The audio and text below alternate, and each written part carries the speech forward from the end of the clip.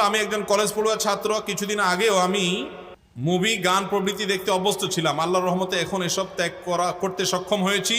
কিন্তু ইদানিং ইসলামিক তুর্কি ওয়েব সিরিজ যথাক্রমে সুলতান সুলেমান, আর্তুগ্রুল গাজী, ক্রুলুস ওসমান ইত্যাদি সিরিয়াল দেখতে আসক্ত হয়ে গেছি। এ বিষয়ে শরীয়তের বিধান জানতে চাই। আমি একজন চাকরিজীবী, আমার স্বামীর ইনকাম আমার চেয়ে কম, তাই সে আমার বেতন পুরোটাই সংসারে খরচ করে। আমার খারাপ লাগে। এতে কি আমার স্বামীর পাপ হবে? ইসরায়েলি পণ্য আলেমরা ব্যবহার করতে নিষেধ করেছেন, কিন্তু এরকম একটি পণ্য আমার জন্য বিদেশ থেকে একজন আত্মীয় উপহার পাঠিয়েছেন। এখন করণীয় কি? নামাজি পিতা মেয়ের বিয়েতে অভিভাবক হতে পারবেন কি না? বাবা বেনামাজি হওয়ার কারণে অভিভাবক না হতে পারলে অভিভাবক কে হবেন? ভারতে অষ্টম শ্রেণীর নতুন ইতিহাস বই প্রকাশিত হয়েছে। Exploring society, India and beyond, এই বইটি চলতি সপ্তাহে প্রকাশিত হয়েছে। কি করলে ডিপ্রেশন কমবে? ইদানিং রাজনৈতিক স্লোগানে অশ্লীল শব্দ প্রয়োগের প্রবণতা বাড়ছে। সক্রিয় প্রায় সব রাজনৈতিক দলেই এটার চর্চা শুরু হয়েছে। রাজনৈতিক ক্ষেত্রে কি অশ্লীলতার ব্যাপারে ছাড় আছে? কোরআন হাদিসের আলোকে জানাবেন। চলুন আর বিলম্ব না করে আপনাদের ইতিমধ্যে যে সমস্ত প্রশ্নগুলো আমরা পেয়ে গেছি সে সমস্ত প্রশ্ন উত্তর দেওয়ার পালায় প্রবেশ করি। রোশনা আক্তার, আপনি লিখেছেন,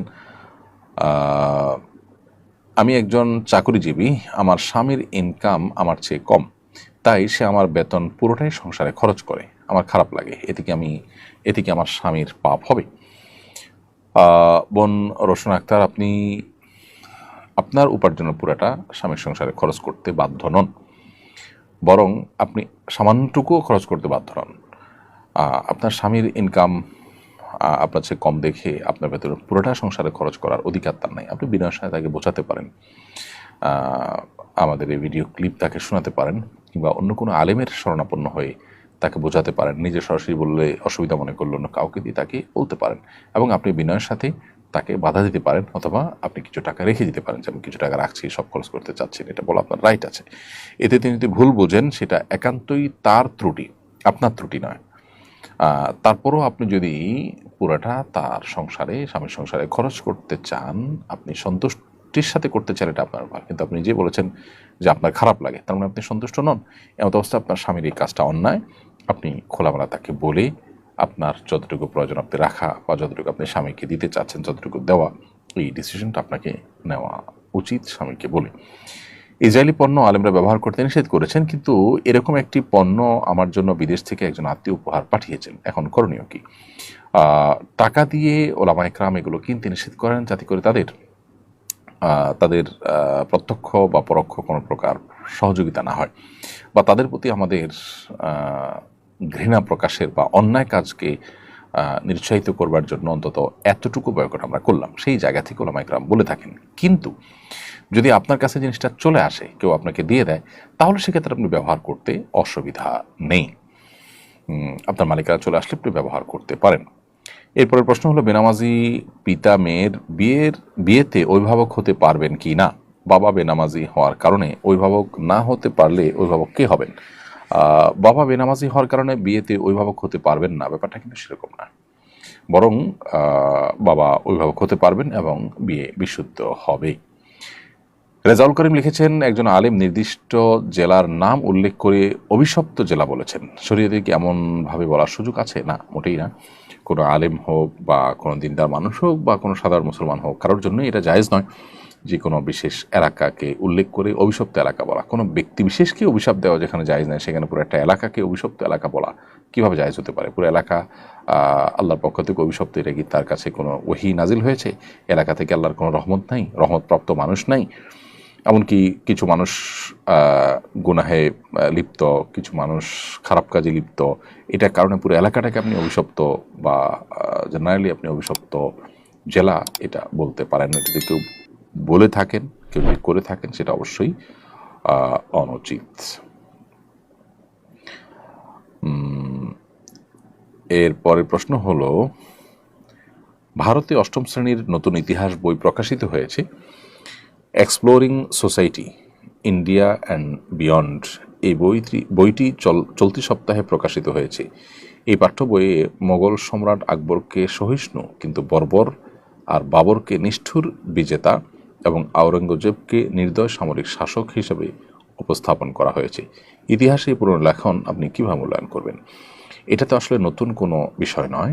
ভারতে ইতিহাস বিকৃতির এই বিষয়টি অনেক পুরনো।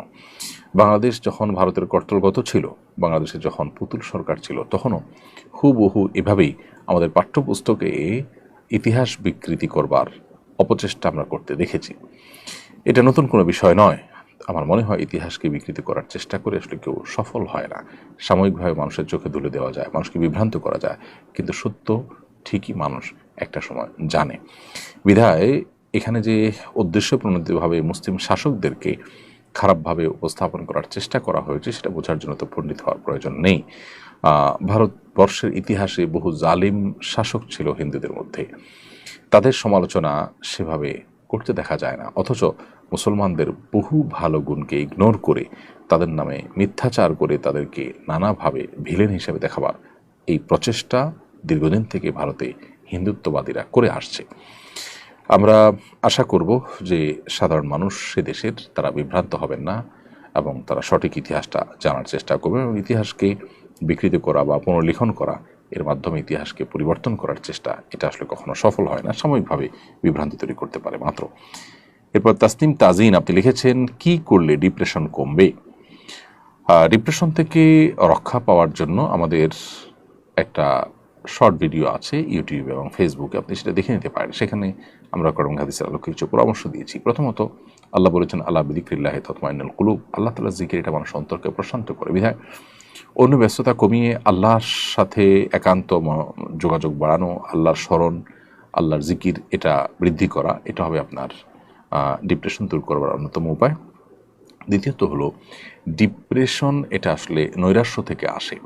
আল্লাহর প্রতি বিশ্বাস যদি কারোর প্রগাঢ় হয়, আল্লাহ রহমান রহমিন, আল্লাহ সব কিছু করতে পারেন, এই বিশ্বাস যদি কারোর থাকে, তাহলে তার মধ্যে ডিপ্রেশন কাজ করতে পারে না। বিধায় আমাদের ঈমান, আমাদের আল্লাহর প্রতি বিশ্বাস, আস্থা, এগুলো যদি আমরা বাড়াতে পারি, ইনশাআল্লাহ ডিপ্রেশন কমে যাবে। অর্থাৎ ঈমান এবং তাকওয়ার চর্চা বাড়াতে হবে। তৃতীয়ত, ইস্তেগফার, আল্লাহর কাছে আপনি নিজের গুনাহ এবং পাপাচারের জন্য যদি ক্ষমা প্রার্থনা করেন, তাহলে সেক্ষেত্রে আল্লাহ তাআলা আপনার ডিপ্রেশন এবং দুশ্চিন্তা দূর করে দেবেন। হাদিসে আসছে, নবী সাল্লাল্লাহু আলাইহি ওয়াসাল্লাম বলেছেন, মাল্লাজিমাল ইস্তিগফার জাআলাল্লাহু মিন কুল্লি দিকিন মাখরাজা মিন কুল্লি হাম্মিন ফারাজা। যে ব্যক্তি ইস্তেগফারকে আঁকড়ে ধরবে, অর্থাৎ সবসময় ইস্তেগফার করতেই থাকবে, আল্লাহ তাআলা তাকে সকল সংকটাপন্ন পরিস্থিতি থেকে বের হওয়ার পথ আবিষ্কার করে দিবেন, সকল পেরেশানি থেকে আল্লাহ তাআলা তাকে মুক্তি দান করবেন। এর পাশাপাশি চতুর্থ যে বিষয়টি বলতে চাই, তা হলো দুরূদ পাঠ করা। বিশেষ দুরূদ পাঠ করলে সেটাও আমাদের দুশ্চিন্তা, পেরেশানি, ডিপ্রেশনকে দূর করবে ইনশাআল্লাহ, কারণ দুরূদের মাধ্যমেও সেটি হবে বলে হাদিসে রয়েছে। এবং সর্বশেষ বলতে চাই যে বিশেষ দোয়া আছে নবী সাল্লাল্লাহু আলাইহি ওয়াসাল্লামের, আল্লাহুম্মা ইন্নী আউযু বিকা মিনাল হাম্মি ওয়াল হাযান, আল্লাহ আপনার কাছে টেনশন, ডিপ্রেশন, দুশ্চিন্তা থেকে পানা চাই। এই দোয়াটা বেশি করে পড়বেন, ইনশাআল্লাহ আল্লাহ তাআলা আপনাকে হেফাজত করবেন। ইদানিং রাজনৈতিক স্লোগানে অশ্লীল শব্দ প্রয়োগের প্রবণতা বাড়ছে। সক্রিয় প্রায় সব রাজনৈতিক দলেই এটার চর্চা শুরু হয়েছে। রাজনৈতিক ক্ষেত্রে কি অশ্লীলতার ব্যাপারে ছাড় আছে? কোরআন হাদিসের আলোকে জানাবেন। না, প্রশ্নই ওঠে না। রাজনৈতিক ক্ষেত্রে অশ্লীলতার ব্যাপারে ছাড় থাকতেই পারে না। ইসলাম যেটাকে নিষেধ করেছে সেটা অন্য 10 জনের জন্য যেরকম নিষেধ, পলিটিশিয়ানদের জন্য বা পলিটিক্সের সাথে যারা জড়িত তাদের জন্য নিষিদ্ধ। অশ্লীল বাক্য ব্যবহার করা এটা খুবই গর্হিত বিষয়। এটা এমনিতেই আমাদের সমাজে রাজনৈতিক অস্থিরতা অনেক বেশি বিরাজমান, পরস্পরের মধ্যে শ্রদ্ধাবোধের ঘাটতি এমনি আছে। সেক্ষেত্রে এই কালচার যদি ডেভেলপ হয়, তাহলে আমরা আরও বেশি ক্ষতিগ্রস্ত হব এবং রাজনৈতিক কালচার আরও নষ্ট হবে। নবী করিম সাল্লাল্লাহু আলাইহি ওয়াসাল্লাম অশ্লীলতাকে কখনো প্রশ্রয় দেননি। দেখুন, মক্কার মানুষজন প্রিয় নবী সাল্লাল্লাহু আলাইহি ওয়াসাল্লামের প্রচণ্ড বিরোধী ছিল।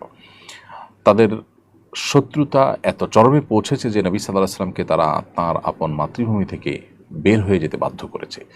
এবং নবী করিম সাল্লাল্লাহু আলাইহি ওয়াসাল্লাম এবং তার সাথে যারা ঈমান এনেছে তাদের প্রতি নিষ্ঠুর বর্বর আচরণ করেছে, জুলুম করেছে, নির্যাতন করেছে।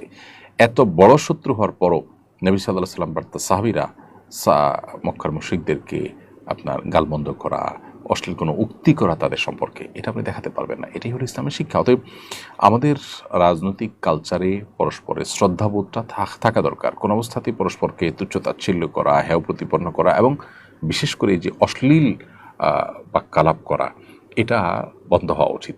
কোনো দলের অনুসারীরা এটা করলে দলের সিনিয়ররা, নেতাকর্মীরা দায়িত্বশীল পর্যায় থেকে তাদের এগুলোকে নিরুৎসাহিত করা উচিত। এটা সুস্থ এবং শুদ্ধ রাজনৈতিক ধারা বিকাশে আমাদের জন্য সহায়ক হবে ইনশাআল্লাহ তাআলা।